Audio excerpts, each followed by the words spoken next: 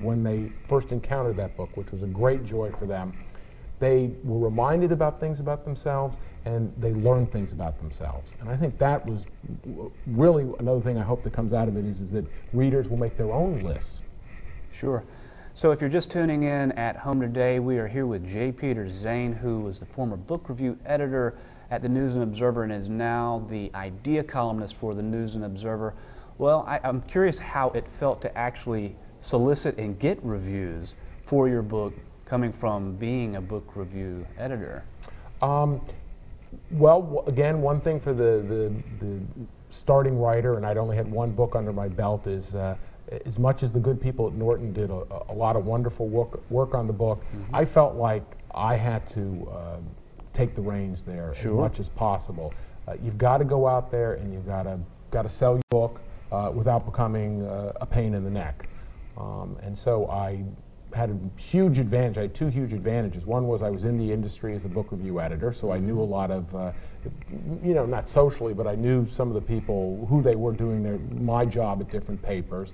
And also because I had 125 different writers, I figured out where they were all from and sent pitch letters out to papers saying, Michigan writers pick favorite books, Illinois writers pick favorite books. So what I tried to do was, and I think this is important for writers, is think from the newspaper's perspective, not why it would be good for you to have your book reviewed, but why it would be good for them to review your book. And so I tried to give them a local angle. So what are some of those things? Is it just focusing on the local angle? What are some of the things that a writer watching at home today who has a first book coming out with St. Martin's or HarperCollins or Simon & Schuster, what are some of the things that they should be thinking about in terms of soliciting reviews on their own? Like you say, your publisher is going to do some of that, hopefully, but you shouldn't just leave it up to the publisher and, you know, take the reins into your own hands and solicit some of these reviews yourself. I'd say the first thing is that the competition is immense, and the chances that, especially a first-time writer that doesn't have a big push from your industry house behind you, the odds are going to be long. You can do it, but I would, when you think about newspapers and magazines, don't confine yourself to the book pages. A lot of times feature writers may be interested in doing a story if you have a local connection to a community. Think about that. If there's an issue, maybe you have a book that has a health issue involved, and you could approach the health writer at a different paper. Don't be afraid, don't get greedy and only want pieces that only talk about your book. It may be that your book is part of a trend of books, 4 or 5 others that mention the same subject matter. Sure. So it sounds like underlying what I'm hearing here is a generosity of spirit and being selfless in the way that you think about your book. It's not just that you have, you know, a book out there. It's that you've got something that could spur discussion within a community, hopefully get people in given communities to think about their lives and add enrichment to their lives.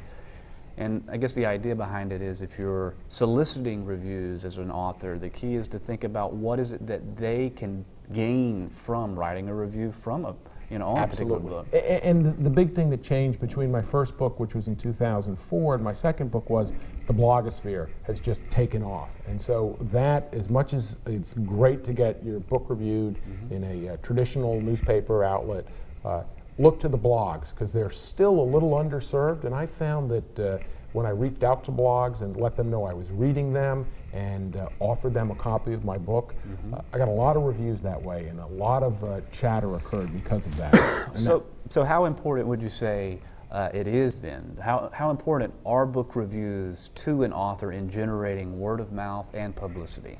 I think book reviews are still immensely important, in part because it's very gratifying, especially if you get a good review, to have someone who's thoughtful, whom you respect, to say, job well done. I think the main thing is too many people think of books as a commercial endeavor. A book has got to exist because you want that book to exist. It will succeed because you did the best job you can in producing that book, and then if you can get some feedback from people that you respect saying you did a good job, that's the most you can hope for. If, in addition to that, you get sales, that's a cherry on the cake. But 99% of books do not sell, you know, serious books, books that have some aim larger than this is a cookbook or so on and so forth. You can't be in it for that. You have to be in it for the work. And then, of course, the great advantage there is that when you're driven by the need to say something and produce the work, that gives you the best chance to produce a book that's going to sell because it's going to be authentic. So we touched on it just a moment ago about blogs, but how in general has the internet changed book reviews? I think that it's, on the whole, it's been a tremendously positive force for the for book reviewing. I wish that we had as much space in newspapers and magazines, but what you've got instead is a much greater diversity of sources. And as a writer, what you want is more people paying attention and talking about your book. And the rise of literary blogs, while it's spread out the attention that you can receive, there are fewer concentrated places. But even, you know, I had dinner with John Leonard about 8 months ago, and he said when he was reviewing books for the New York Times in 1975, a positive review from him on the cover of the New York Times book review would sell 10,000 copies the next day. And today, that doesn't happen because those lines of authority have changed. It's too bad that more people aren't listening to John Leonard, but on the other hand, it's good that more voices have risen up. So how are books actually chosen and reviewed by the News and Observer?